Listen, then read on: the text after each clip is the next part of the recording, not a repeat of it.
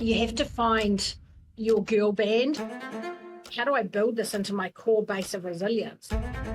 My parents always encouraged me to step into difficult situations, take opportunities when they got presented to you.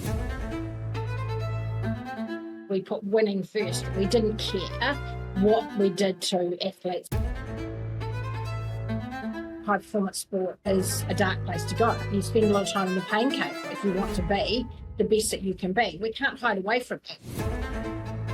Life will throw you a lot of things that are difficult. You might have lost a parent, you might have lost a sibling, you might have lost a grandparent that you're really close to. How have you rebuilt yourself to be able to deal with that? I've got two choices, right? I either get up and go, how am I going to deal with this and move forward? Or you keep wallowing. And I suppose I've just never been that person that wallows. You've got a really safe cultural environment. You've got athletes performing at their best.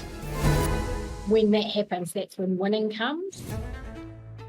My name is Kyla Colbin.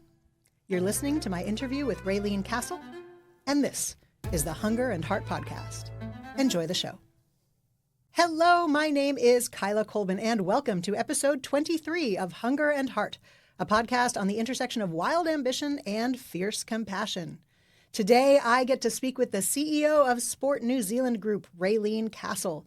Raelene is an absolute powerhouse. She was the first female CEO of a club in the National Rugby League, the first female CEO of Rugby Australia, and the first female CEO of Sport New Zealand. Raelene has been at the center of the storm for some of the biggest controversies and challenges on the world stage, and she has fronted these with a level of grace and steadiness that is quite frankly inspiring. In this conversation, we talk about how her parents helped her cultivate a passion for debate, how to stay calm when everything seems to be falling apart, and what she learned from her closest advisors. So, here you are, my conversation with Raelene Castle. What is your experience with wild ambition and fierce compassion? Well, I think it's a really great question, and the combination I think is partly born into you and partly learned, right? So I think it's both. I don't think it has to be one thing or the other. I came from a deeply competitive family. Both my parents represented New Zealand in their own chosen sports, and I played sport to a reasonably competitive level, as did my brother. And so we're in that sort of place of understanding what innate competitiveness is. But importantly, it comes with the compassion to be effective and have really good engagement manners, how you bring that balance about to get the best out of a situation. And all on one end of the spectrum and all on the other end of the spectrum actually never really works. And I suppose I was lucky to get brought up in a household where that was the expectation. And so that's really how I started my learning as I carried into these leadership roles that I've had. Amazing. I do have a bunch of questions about your parents and your upbringing and all that kind of stuff. But before we get into that, one of the places I want to start with is this prevailing myth that we have and where it comes from. And I've heard you talk about high performance sport having a Me Too moment globally. And I've also heard you talk about the fact that this way of coaching or leading, old school, yelling, forced compliance, punishment, etc., that would not fly today, did get results back in the day.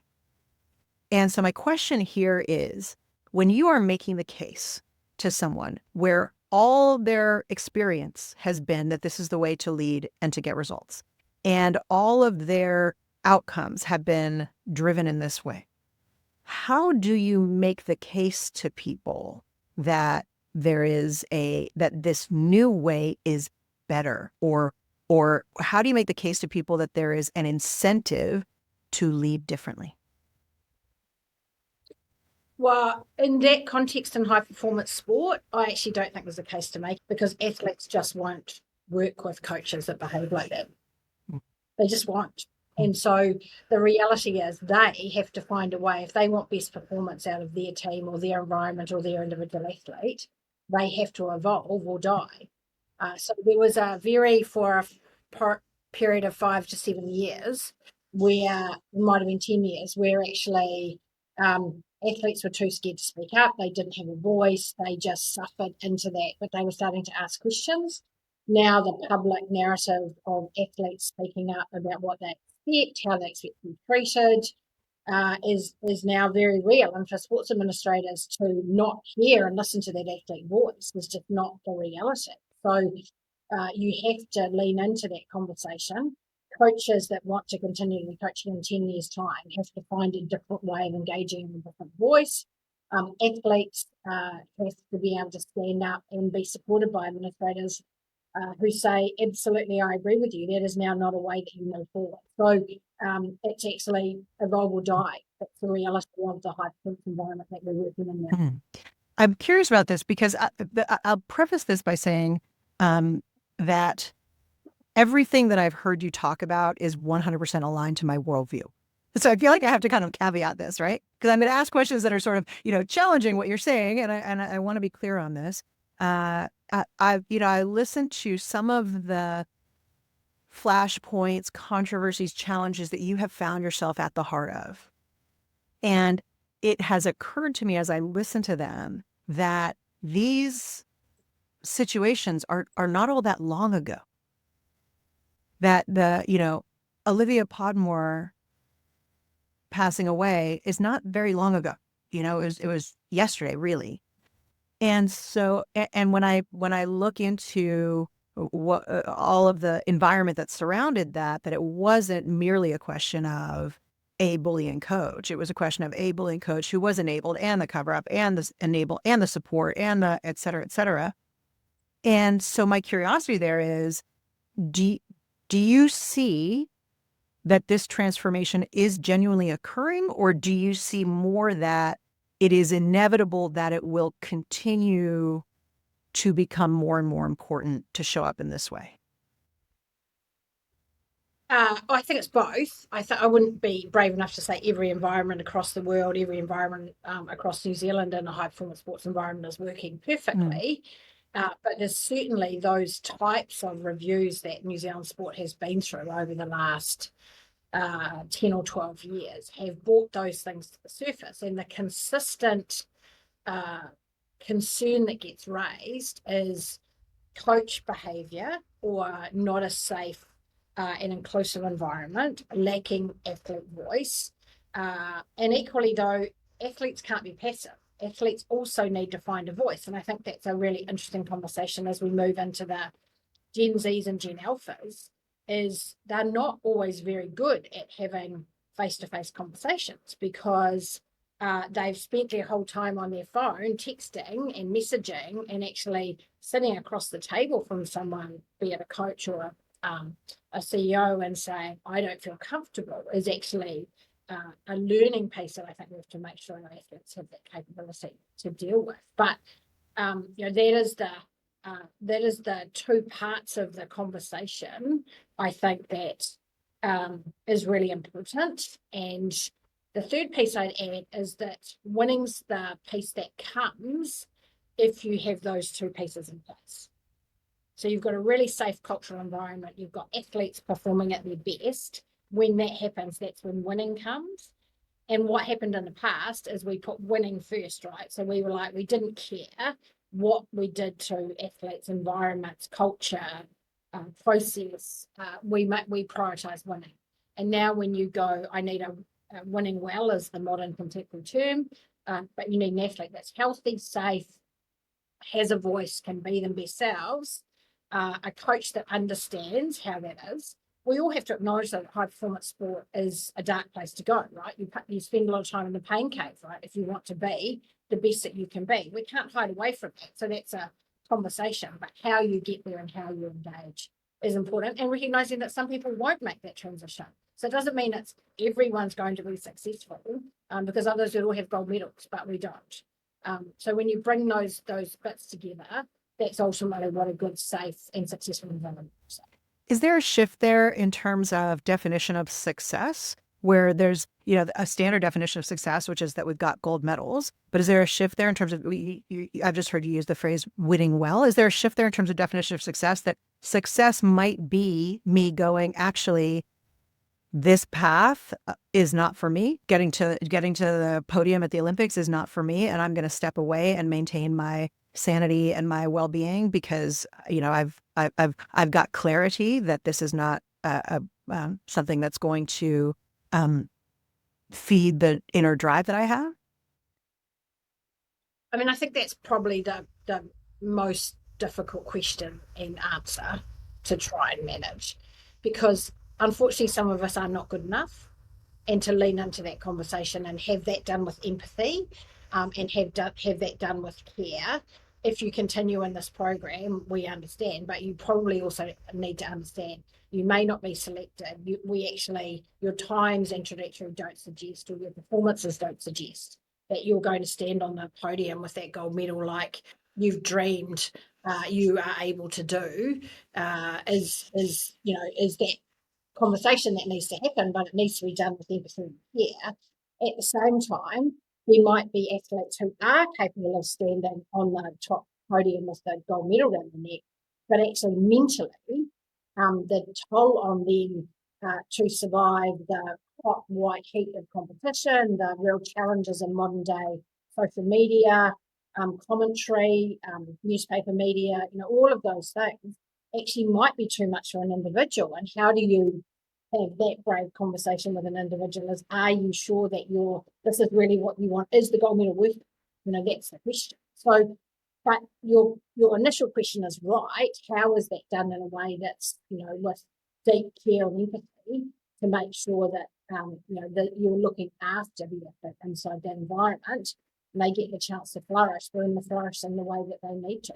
What I want to home in on is this premise of being mentally ready for did you call it the white hot light of that spotlight, the media attention, all that kind of thing? Because you are almost infamous for being right at the heart of some of the most dramatic, polarizing, cultural flashpoints of the past, say, 10 years. Obviously, there was the situation with Israel Folau. There's the situation with Olivia Podmore. There's the topic of trans athletes participating in sports.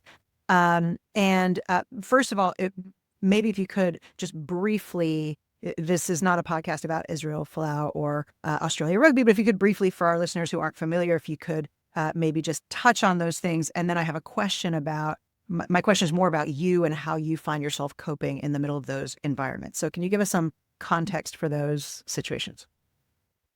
Yes, certainly. So Israel Folau was Australian rugby's most high-profile and well-paid athlete. He made a couple of tweets which were disrespectful in their nature to the gay community. From a religious base, he believed that it was his religious view that allowed him to comment in that way.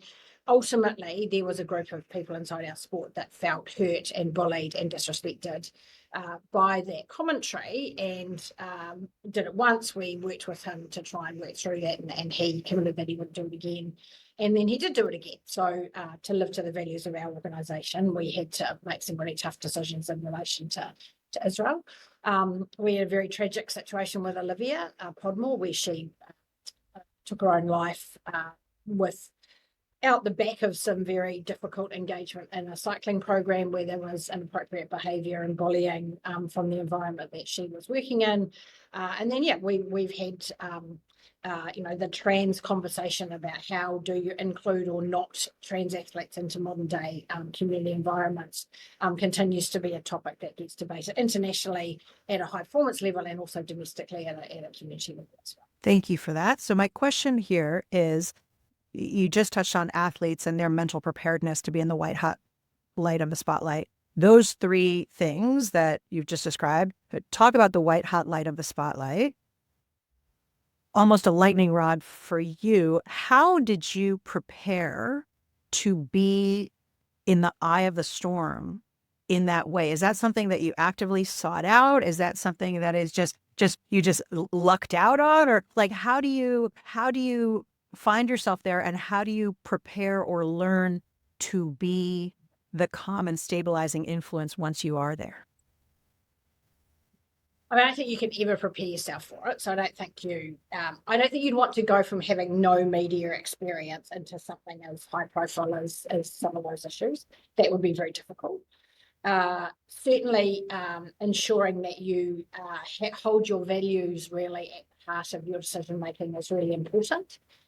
Because that's what, if you genuinely believe that you're doing the right thing for the organisation, or for against your own leadership values, or you've got an anchor point that you can work back to, I think, and you can put your head on the pillow at night and say, as tough as these decisions have been, ultimately, I believe we've done them for the good of the organisation or the good of the team or the good of the environment. So I think that's really important. Secondly, Can I just ask, sorry. May I just ask, how would you describe your values? That equity is really important to me, is that everyone has the right to have a voice, and that should be respected. It doesn't mean that you have to necessarily change the opinion from that voice, but everyone should have a right to respectfully be able to bring that voice to the table. They should be trusted and respected and feel trusted and respected inside that environment. And as a leader, authenticity is hugely important to me. So how you can be empathetic in that situation, but equally, if you have to say to that person, I can hear you, but I don't agree with you because that doesn't sit with the environment or the values of our organisation, you have to be able to stand up and make the really difficult decision and do that in a way that is respectful. And you always hope that, I often say to leaders, you're not here to be liked, but aspiration should be to be respected, either because of the way you go about your business, how you deal with difficult situations, the empathy that you show through those situations. Because you have to make you have to make people redundant, you have to sack people, you have to restructure people, you have to change their jobs, you have to do lots of things that aren't that fun when you're a leader, but how they feel they've been respected and supported through that process can make that process much easier for them as they move through. I'm sorry, and I did interrupt you. We were talking about the being a lightning rod, and you said you wouldn't begin with no media experience, but having values at the heart of that decision-making process. And then I think you had more to say on that front. Yeah, and I think that a couple of the really big learnings is social media and media is a thing. It doesn't mean you have to read it, right? So like people get caught in that rabbit hole of reading all of it. And I would strongly suggest that somebody has someone else read it for them and tell them what's happening, keep them up to date, be it the emphasis of where the conversation is going, either amongst the general media or amongst your fans, or your staff for that matter. I mean, obviously, I understand directly from the staff where things are at. But you actually should not spend hours down that rabbit hole because you literally would not get out of bed in the morning, right? So you need someone to give you a précis of what's happening, but you actually don't have to read it. It's not compulsory. No one made you responsible for doing that. So I think that's the first thing. Have someone that can read it for you and give you an understanding of where it's going, but you don't necessarily have to read it. And the third thing is to have somebody who is independent, that can give you independent public relations advice, that can sit and have a helicopter perspective around what's happening, where it's going, and can advise you outside of your organisation. Because the problem with the very passionate, deeply capable people you have inside your organisation is they're compromised, right? Because they have a view, they're close to the action. And so those are the three things I think that make the biggest difference. The fourth thing I'd say is you need your safe place. You need a safe place to go. The people that you love, your partner, your family, your best friend, whatever it is, the place that you can go and make sure you can re-energize or get the support that you need so that you can come back the next day and be that leader to continue to lead through that difficult and challenging space is really important. I hear you describe, Raelene, these are the critical things to keep in mind when we find ourselves at the center of a storm like that.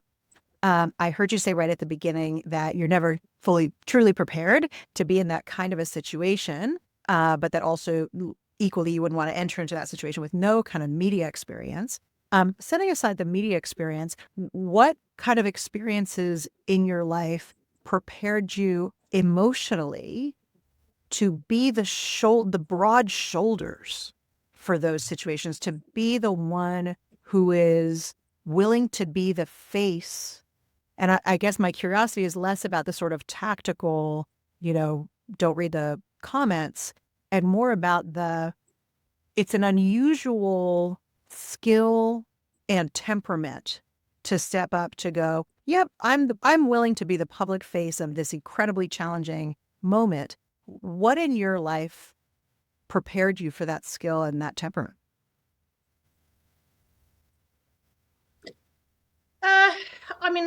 Yeah, it is a really good question. And sometimes you ask that very question of yourself, right? You think, I don't know. I was probably fortunate to be thrust into leadership roles right from my very early ages. So whether it was in school environment, whether it was in team environments, I'm a great believer and advocate that sport teaches you a lot of resilience opportunities. It doesn't have to be on the international stage. You can be playing domestically or locally and still, learn a lot from, being selected in teams, not being selected in teams. How do you deal with that? How do you, deal with getting dropped halfway through a season, which is what happened to me from a representative team? Those things are hard to deal with. So muscle memory and building that experience of how do you get yourself up off the canvas again when things have not gone well. I also talk about, some of the personal experiences that you have and how, life will throw you a lot of things that are difficult and you can learn from those to build lots of resilience opportunities. You might have lost a parent, you might have lost a sibling, you might have lost a grandparent that you're really close to. How have you rebuilt yourself to be able to deal with that? For me, I have alopecia areata. I wear a wig. That's a really challenging thing for a woman to go through, to actually face how you stare into that and face what your hair looked like, and it was my thing, right? And suddenly I didn't have it, and then how was I going to deal with that? And it puts things into context, right? Because you go, I don't sweat the small stuff. I've had to climb that mountain. I've had to face really horrible feedback on social media, horrendous. Bullying about, you're too lazy to do your hair this morning. I was wearing a headscarf for a while. What are you, a Muslim or a pirate? All sorts of really, stuff. But for me, I just took that and went, right, how do I build this into my core base of resilience to be able to say that when these big things come at you, you've got this, as you say, you've kind of built your broad shoulders or muscle memory to be able to deal with it. So that's how it's happened for me. I've got great parents and family that help that, I often use this term and my parents are a bit horrified, but, it's kind of like if you fell over, there was no blood, no sympathy, like, get up, you'll be fine, dust yourself off, you're all right. Like that whole kind of, and that's probably not very 2025, but that's the reality. So, my parents always encouraged me to step into difficult situations, take opportunities when they got presented to you. So it's all of those things coming together.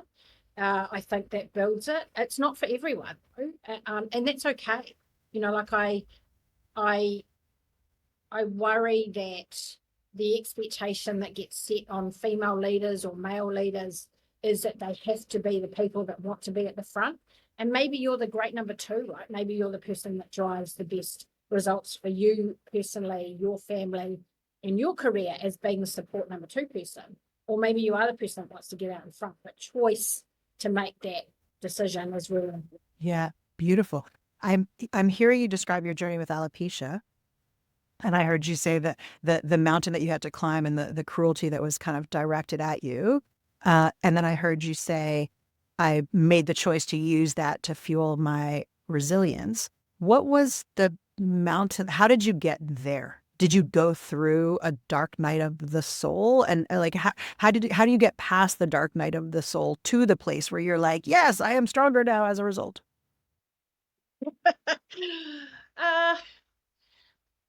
I had a bit of a journey. I started off not knowing where the alopecia was going to start and where it was going to finish. I wore a headscarf for a period of time. And interestingly, everyone thought I had cancer. And so for me, in deciding to go public about my alopecia journey, it was for three reasons. One was to make sure people knew I didn't have cancer. Two, it was to stop the job's too tough for her, it's making her hair fall out, right? Which is the place that people go to. And thirdly, there is a lot of young women that face alopecia, and it is really difficult. And it's not easy because women are still judged by how they look and what they wear and how they turn up versus men that aren't. My brother also has alopecia. He has no hair. He is, really rocks it. He looks just fantastic. But no one judges him for that. Where if I walked into a room without my wig on, people would still be quite stunned, right? It's still a initial judgment call. Now, I choose to wear my wig because I like it and it makes me feel comfortable and confident. And also because you Um, look fucking but amazing. Can we just acknowledge that? thank you. I'll take that. But it's that piece where you have to look into it. You have to understand and look into it and go, actually, this is shit and not fair that I've had to deal with this thing. But I can't. I've got two choices, right? I either get up and go, how am I going to deal with this and move forward, or you keep wallowing. And I suppose I've just never been that person that wallows, and I've tried to go, how could I use this experience as something positive, that when the next thing comes, you're right, okay, I've got this. I've built some resilience. I've built a base, that I can actually get up and face the next challenge. So yeah, I mean that's how I've used it. And like I said, I think you with your approach of I can either wallow or move. You really use this as a learning and take it with me, is something that's really valuable way to approach it. I'm hearing a parallel in the alopecia resilience journey and the no blood, no sympathy. This thing of, getting trained from quite an early age to go, you fell over, you grazed your knee, maybe there even is a little blood. What are you going to do about it? Get up, move on. I have a curiosity about this. So my mom was someone who believed very strongly. She passed away 10 years ago, but she believed very strongly that children need an exceptionally solid foundation of knowing that they're loved, and then to be shoved out into the world off the back of that solid foundation. And so there's a piece there, when you said no blood, no sympathy, you said it's probably not very 2025. I'm making up a story, I'm imagining, just based on what I know of you and the way I hear you talk, that in addition to no blood, no sympathy, your parents, you never had any doubt of how much your parents loved and cared for you, and that you had a solid foundation. Is that story accurate? Can you tell me a little bit more about your upbringing? Yeah, 100%. And that is the really fortunate mum and dad, amazing parents, supportive, did everything they possibly could to make Ryan and I, my brother, who's 3 years younger, give us the best possible life that we could have. But it was strict. There was good manners expected. There was, if you signed up for something, you saw it through. There was rules around how our family behaved and how we talked to one another and how we engaged. And so that's that whole kind of old-fashioned family values thing. But I still see how many of the senior leaders that I engage with have that base kind of value set, which allows them to use that to go forward and engage. And that doesn't mean that if you haven't had two parents, you've had one parent, or you've had a different family dynamic, doesn't mean you can't have those things. Because I think the essence of love and support is reality. And yes, there is those extraordinary people who fight their way out of all of the diversity where they don't have those things. So it's not a one size fits all. But I know for me, I could not have done achieve the things I'd achieved without my safe place. And that is knowing that mum and dad I've still got mum and dad, dad's 86 and mum's 81.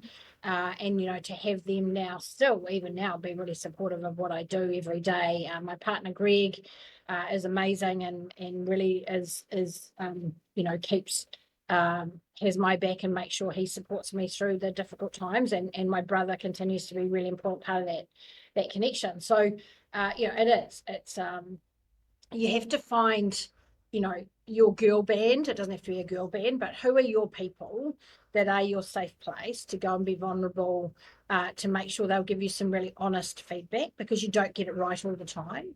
And sometimes having those mentors or, safe places for people that will give you the really honest feedback of when you've stuffed something up is equal as important as giving you a hug when you need a moment, and continuing to support you when you're out front. So, that safe place, that girl band, that, whānau, whatever it is important. Amazing. What are some of the things that your girl band have pulled you up on? It probably wasn't actually. It was a mentor, more, who I've had for a very long time across my career, and made some decisions. Interestingly, around we had a cheerleading squad at the Bulldogs rugby league team. They were dressed in very skimpy outfits, and as they would walk around the field, they would get like horrendous abuse thrown at them. And I was just like, this is not okay. Like, I can't keep sending young women out there into that situation. So I made a decision to change their outfits and move them more into like gym clothes, kind of more like gymnastics, sort of things that they would be wearing. And I got really significant pushback from the crowd, fans, but actually more importantly from the woman, because I hadn't consulted with them and actually checked that they were okay with it. I made an assumption that they were not okay. And it ended up, can you believe it, ended up on the back page of the paper. This is how ridiculous it is. But my mentor said to me, why did you do that? You got ahead of the conversation. Actually, I made an assumption about that group of women that they were not okay with it. You didn't talk to them first. And that was a really good learning for me. That is so fascinating. Thank you for sharing that. I can readily imagine making that kind of assumption, and that insight that no matter how well-intentioned or even values aligned the response was, that this idea of going, actually, I'm making decisions on behalf of someone else's experience, and how do I make sure I've got an understanding of that person's experience and what they want out of the situation? What a gift. Yeah, totally. Coming back to your parents, loved you, strict rules, lessons from sport. I understand that you also had some experiences around learning how to debate at home. Can you tell me about that? Yeah. I think well, I really enjoy a really good, robust discussion. I always have. And it's okay to bring your point of view to the table and be able to robustly and respectfully discuss it. And my dad's best friend was a real character and loved a good old-fashioned discussion. So from when I was very young, we would sit in the middle of the lounge floor, and he was one of those guys that you'd find yourself debating round in a circle to find actually you found yourself actually debating the other side of the point and then coming back round. And so, yeah, I mean, I've just always enjoyed that discussion. It's okay to have that debate, evolve your views, because that's an important part of discussion. And I'm playing the issue, not the man. Like, we're discussing the thing that's sitting in the middle of us and what the challenge might be, or the opposition, or the position, or the decision to restructure, those types of things. I'm not playing you as an individual. And I think that language and how you can continue to learn to play the discussion point in the middle, and not play the person as a real skill. And not everyone has it today. Is to not be afraid of leaning into the robust discussion, but in a way that's respectful of the person. I love this, and I will say I wrote a little ebook, and I run a course that I created called Courageous Communication, about getting great at having hard conversations. And one of the advanced techniques that I talk about is that when we listen, our aim is to listen to understand, not to agree. And the premise that until I can reflect back to you your argument and have you go, yep, that's my argument, I haven't actually understood where you're coming from. And when you're talking about, sitting around debating and coming around in a full circle, it's clear that in order for you to get to that full circle, you have had to actually, I'm going to engage with this. Even if my initial idea is that I don't agree with the argument, I'm going to engage as fully as I can so that I've understood it. Doesn't mean I have to agree with it, but so I've understood it in such a way that I can reflect it back to you and have you say, yep, that's exactly what I'm trying to say. When we talk about playing the issue, not the man, I'm going to do a call back to what we were discussing earlier about how do we engage with young athletes about, not everyone's going to get selected. Not everyone, the performance times might not be as good as they need to be. And really at the heart of the premise of this podcast is the intersection of performance and empathy. And there's a piece there, which is empathy is, to me, performance empathy is I'm going to be clear that you're not performing at the level that you need to perform in order to be selected for the team. And that's not because you're not a good enough human being. That's because there are these performance standards that we have. Obviously, for a lot of people, that's a pretty semantic, nuanced distinction that is effectively meaningless. How do you engage in that kind of a conversation in a way that is upholding of someone's mana while being true to the standards and the requirements and the boundaries that you have? Consistency. So that inside that environment, it is much easier actually when you're making those choices or decisions, selection decisions on time. Time is you either are the fastest or you aren't. You either consistently deliver to that amount of time or quick or whatever it is. In a team environment where it's more nuanced around the team environment and how two players actually play together, that's a much tougher decision. But it's consistency, I think, is so that you can see that one athlete gets treated with the same empathy and consistency of message and style and approach and timing, and how that environment treats those people that get selected or don't get selected. Do they get a phone call half an hour after the decision is made, or do they get a phone call 2 days after the decision is made, or does everyone get the phone call within the same time frame? Not one person's got it today, one person's got it tomorrow. So that trust that gets built up in the environment to know that there is, we doesn't matter whether you're the best player in the team or the person that's trying hard to make that fringe of the team, gets some treatment that looks consistent inside the environment. And I think that's what builds the trust. And then how it's delivered. Is it delivered in person? Is it delivered by message? Is it done over the phone? Is it done, all of those types of considerations? Sometimes that's the other side of the world, so you've got no choice. But do you look at someone across the Teams call so that you can deliver it face to face? So, those are the sorts of things that build trust, and people feel that they've been treated equitably, even though that's not the message they want to hear. They've got really good rationale as to why, and they've been treated the same. Beautiful. When I hear consistency, it reminds me, have you read The Little Prince? So The Little Prince, it's a children's book, but it's definitely for children of all ages. It was written, I don't know, 80 years ago by Antoine de Saint-Exupéry, and it is one of the most beautiful books on the planet. You can read in, half an hour. It's so delightful. And there's a little bit in the book where the little prince befriends a fox. And the fox says to the little prince, in order for us to become friends, you have to tame me. And the little prince says, well, how do I do that? And the fox says, you show up every day at the same time. And at first I will be wary of you. And then I will start to expect you. And then I will start to look forward to you. And then I will be disappointed if you don't show up. Nice. I want to come back to, so I love this consistency. I love this trust. I want to come back to we're making these decisions in the best interest of the team and the outcome. In the work that we do with the Crusaders Leadership Programme, one of the stories that rugby coach Robbie Deans talks about is this story of coming out every week on selection day and walking into the changing sheds and having all the players scatter like cockroaches, not wanting to meet his eye because they're like, oh gosh, am I going to be selected, not selected? And he says, finally we had to sit down and go, look, this is going to happen every week. How do we want to do this such that, this isn't just every time we're having the same awkwardness? And my curiosity there is, are you an advocate, or how do you have the foundation level conversations to prepare the relationship for look, down the road, we're going to have these hard conversations, and here's how we're going to be thinking about them, or how we're going to approach them together? Or is that something that just emerges, in the course of the need for those conversations arising?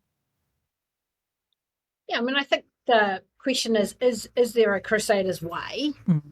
So, if I'd use the Crusaders example, do they go, this is culturally as an organization one of the things that we do, and this is how we do it. So every coach coming to that environment goes, this is what the Crusaders do. And so this is how we expect those environments to work, and if selection is the example. Or what is the coach's way, and the new coach comes in and goes, for me, this is how we do it. But everyone understands. I think the rules, one of those things, my dad would say to me is, set the rules up before the game starts. Don't start the game and then think people understand the rules. So kind of old-fashioned, but actually, if everyone understands what we're dealing with, how it's going to play out, what it's going to look like, everyone's working to the same environment. And that's that trust and respect words that we use all the time and sort of get thrown around. But ultimately, that's what it's like, right? If I feel trusted, I've got support inside the environment, and I know I have to have a good, better, and different conversation. I understand what the rules of engagement are, and I know that, once again, I'm playing the issue, not the person. And if I have to have a conversation about the person because it is behavior, we go, that's not how we behave. That's not what we do in this organization or this team. We're missing curfew or getting drunk or behaving badly or being really bullying inside an environment or using homophobic slurs or all those things that we see in sport in the news all the time. None of those things should be a surprise to the person to say, oh, I didn't realize that wasn't acceptable. And we should know, because that's the culture that we've put inside the environment and the expectations that we've set. I'm so pleased to hear you say this. And I love this from your dad, that, set up the rules before you play the game. In my observation, one of the things that happens in organizations is that we end up at the pointy end of a tricky situation without ever having had the prior agreement about how we're expecting each other to show up. And so now I'm trying to hold you to account for something that we never explicitly articulated we were going to do in the first place, which makes things exceptionally challenging. And oftentimes my counsel to organizations in these situations is, actually, can we take a step back before we're dealing with the tricky situation? Obviously depends on the tricky situation and how time sensitive it is, right? But in order for us to be able to have lay the groundwork to be able to deal with those tricky situations, have we had those initial conversations about what the rules of the game are? I'm going to use Israel Folau as an example, but my question is not about him. I'm not so concerned about the specific situation with him, but I'm going to use him as an example. So if we come back to Israel Folau as an example, and this concept of differing voices at the table, this concept of robust debate, this concept of I'm playing the issue, not the man. And here we are in an environment where you use the term homophobic slurs. We've got someone whose religious beliefs are reflected in what he was saying.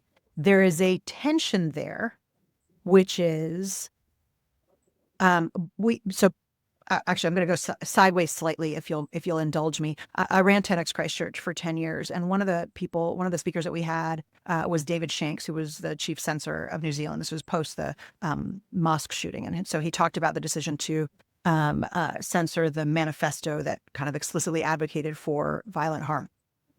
And he talked about the paradox at the heart of censorship, or at the heart of tolerance, which is that if you tolerate behavior that would use its freedom to shut you down, then inevitably you end up with a challenge. I forget exactly the way he framed it, but my question there is, we've got a tension, which is tolerance of intolerance, or tolerance, or a situation where people could argue that someone in the name of diversity and inclusion is getting excluded because of their views about diversity and inclusion. And so my question really is, how do you reconcile with that tension? Well, I think it's a modern day leadership challenge. I think it's one of the things that modern day leaders really have to think through. And they probably have a diversity and inclusion policy, probably sits in their bunch of policies, and they think, awesome, job done. I've got a diversity and inclusion policy. As we all drive for greater diversity and the world becomes more integrated and we spend more time on Teams calls with international colleagues and expectations are different, the skill that it takes as a leader to bring a group of people together and allow them to feel safe and allow them to be able to express their views and enable that good debate to move the organisation or the situation forward is really difficult. And the only way Kayla, I have found is that if you play above the line, you've got a better version of being able to move the conversation forward. What does that mean? Where if you well, it means that you express the positive version of your concern or your issue, right? So, you might not agree with someone else's perspective, but you can express it instead of saying, I really don't agree with your view. I think that's terrible. What you could say is, actually, I've got a different perspective because my lived experience is X, and therefore what happened to me was, Y, or this will happen to you. Religion's always very difficult because people have very firm views on it. So you can go into a worst case scenario in that place, or you can express it in the positive. But how you facilitate that as a leader and make sure everyone can bring their, views to the table is very difficult. New Zealand is having, some really interesting challenges at the moment, and discussions that our leaders of our country are bringing to the table around Te Tiriti o Waitangi. And what does that actually mean for Māori in this country? It is making them feel unsettled. Now, on one hand, everyone has a right to bring that perspective and view to the table, but if you express them in a way that makes someone feel unsafe or bullied or less valued, as a leader inside an organisation that I lead, I don't think that's appropriate. So, but it's very not easy. I'm sure that's a double negative or whatever I've said then, but it is really, really difficult because we want our environments to be more diverse. We want people to have different cultural views and perspectives. But when you are largely sitting on a Pākehā way of doing work in this country, our Māori, our Pasifika, our Indian, our Muslim people, it doesn't necessarily work for them on a daily basis. So, I employed a Muslim guy when I was at the Bulldogs. A very large portion of our fan base were Muslim because I wanted to understand. And he would pray during the day. And he said to me, I need to go and pray during the day. Is that okay? And I said, it is okay. Apart from the day that we've got something really big on that you need to be present at. So we compromised. We found a way that 90 or probably 95% of the time of the day, because it moves, that he needed to disappear and pray. We found a room for him. He did it. Everyone was really respectful. But on that day, we've got a really big meeting or a board meeting or we've got visitors. I need you to, and I need you to compromise on that. And he was like, okay, I get that. I think that's decent. So, it is about having the conversation, but that's a positive, constructive way of solving it, I think, in a way where both of us could be more of our authentic selves. So I'm so curious about this and about your experience with this man. And where my curiosity comes from is, so I wasn't raised with any kind of religion. I will tell you, my family, the apartment I grew up in New York City, we had a mezuzah on the doorway, which is a Jewish kind of protection thing. And then when you walked in, there was a statue of the Buddha in the front foyer, and we used to hang Christmas stockings on the Buddha's thumbs. So we were a very, eclectic kind of family. But my family heritage is Jewish. And in the Jewish religion, if you're Orthodox, there is no working between sundown on Friday and sundown on Saturday. And when we say no working, literally, like you can't push the button for an elevator. You're not meant to do that kind of thing. And my curiosity here is when we're talking to someone who is doing something that's part of their religion, there are some people for whom this is not an option for compromise because it's not a preferential choice. It's a commitment to God. And my question there is, what would you have done? How would you have dealt with it if this man was like, I can't not pray 5 times a day? It's not something I do for fun or by choice. It's part of who I am. How would you deal with that? Wow, that's a big stitch-up question, that is. The answer is I don't know because it depends. But what I'd say is you have to have the conversation early and upfront, and there might be a time where you say, I'm really not sure this job is for you. Because actually, you can't do this job if that's your number one priority is praying in your religion. Actually, this job, you can't do this job because this job requires you to be available on Saturdays when we've got teams playing and we're putting on game days. So that would be probably how I would have that. You wouldn't want to, back to the set up the rules first. You can't get 3 weeks into the job and then someone goes, I don't work on Saturdays. That's not very helpful. So, I think it's difficult, but there is no doubt that society, on the one hand, is becoming more tolerant and more understanding of the variation that is required to and provide inclusive environments, and on the other hand, becoming much less tolerant because there's sections of society that say, I'm not interested in tolerance. I just want everyone to look like me, and I want it to all fit nicely inside my box, so I don't have too many of these difficult conversations. My experience, my life has been enhanced for 54 years by having a diverse engagement and learning from different people who've lived differently, that have different religions, different lived experiences, different cultural experiences. I would rather work to try and find a way where they could feel included, that they could be their best selves, and we all compromised a little bit to make sure they felt welcome. Because that's the other thing I think. You can't then arrive into an environment and go, well, here's my rules, and therefore everyone else has got to move to my rules. That's not fair either. So how can we all give a little bit to make sure that we end up in a place where we all benefit from the diversity, but no one feels like their version of my world dominates everyone else's? Beautiful. I want to reflect back a little bit of what I heard in there, because I think it speaks to the some of the work that I do in terms of what do boundaries look like with empathy and care. And what I've heard you articulate there is that actually, whether it has nothing to do with religion or not religion, it's going, these are the criteria for the role, these are the requirements of the role. We're going to work to go, how can we make people included, welcome, adapt within that? But there are certain things that are just non-negotiable. And whether it's because you don't feel like working on a Saturday, or whether it's because it's part of your kind of cultural commitment, if you're in professional sport, Saturday, you can't not work Saturdays. That's just not one of the possibilities. So I love that. I'm curious about I'm going to give you another stitch up question. I hope it's all right.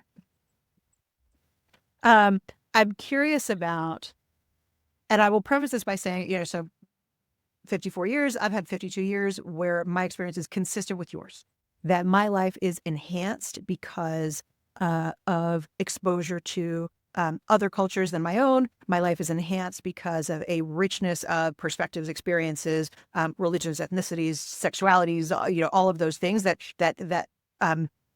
I feel my life has been materially improved because of that. So again, I feel like I'm caveating a lot of stuff for you because I've got curiosity around where it gets tricky. And so my question there is, I know that there are people, Pakeha people, who believe that they are discriminated against or excluded because of who they are, or their background, or their views, or their perspectives. And do you have a view on how inclusion includes the folks who have traditionally represented the mainstream?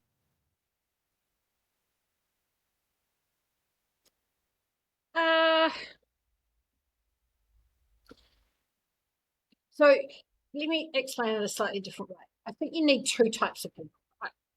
Right? To change environments, you need activists and you need explainers.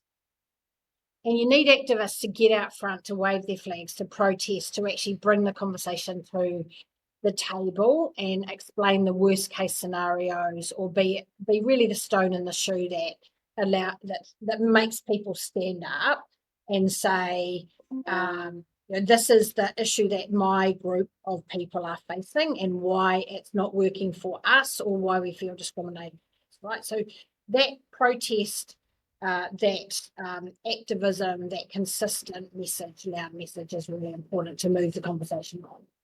But you also need the people that will sit and calmly explain to you and help you on the journey and help you learn and point out to you when you haven't said the right thing or you've made someone feel uncomfortable, but are prepared to say, I want to be on this journey with you and I'm prepared to help you and learn through it. And I think you need both of those people. And that's where I've been lucky in my life to deal with some of the activists, and that they're great people and you learn a lot from them. But you can't always have activists in your environment when you're trying to deliver something, an organization, an outcome, a team, a system. You need someone to say, if you want me to feel more included, I need to do prayers before and after the game. The haka is really important to me, but just doing it disrespectfully and not pronouncing the words properly is not respectful. So we need to do the work to make sure that we're doing this in a way that's authentic to what we display. And so, those things are all part of that learning. And I think that's been, really my experience is you need both of those people to help everyone along that spectrum, and ultimately to land in a place where people can feel more included, and not feel threatened. But everyone needs to lean in. Everyone needs to give a bit, right? Where the person stands stationary and says, I'm not changing because it's always been done like this. That's not real. Beautiful. I love your clarity on this. I have a cousin who was president of the National Lawyers Guild, and she's definitely an activist. And her job title, I don't know if it's still her job title, but her job title I know when I was growing up was social critic. And I remember thinking for a long time, like, gosh, what a kind of depressing job to have, like just to be pointing out all the things that are terrible. And it took me a long time to realize what an essential role she plays, and that it's not the only role, that then there has to be like, okay, great. So this isn't working. That's corrupt. That's unjust. And then to have those additional roles of going, okay, where are we going to go to, and how are we going to get there, and who's going to do the on the ground work of building that. And I think for a long time I had a disrespect. Like I was much more aligned towards the, okay, what are we going to build, and a disrespect for the need of the activist. And it took me a long time to come around to what you've just so beautifully articulated. Thank you. I've got one final question. I know we're just about out of time. You mentioned Gen Z and Gen Alpha. You mentioned, people growing up with screens, not having the training in terms of how to have that kind of constructive debate, those conversations, those challenging conversations. How do you think about the way that we can bring up the next generation to step into the arena, to play the issue, not the man, to engage in challenging, constructive, to have those, full circle kind of conversations that you were so privileged to have as a young person? I had those in my family. And so I still think there's family values that are important, and parents, if I put it in a sporting context or a play context, is having kids outside in the backyard with, hammers and nails and trying to build a tree hut, or climb the tree and fall out of it, or go to the swings and slides and, climb up and do all those things. You you learn a lot from that. And helicopter parenting that doesn't allow, wraps kids in cotton wool, doesn't have robust conversations, don't sit around the family table talking about the issues of the day.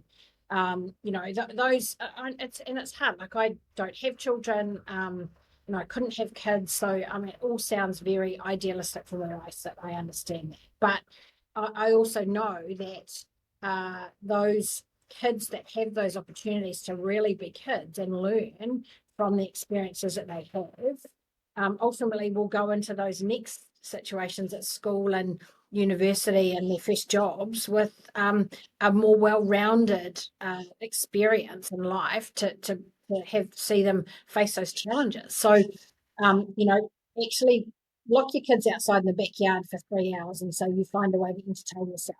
Well, it's okay. Play is a really important part of our platform at Sport New Zealand, playing as a recreation and sport. And the fact that kids have lacked the imagination to know how to play, but actually if you just put a bunch of them together, they find a way. So let them do it. It's the parents that are stopping it often.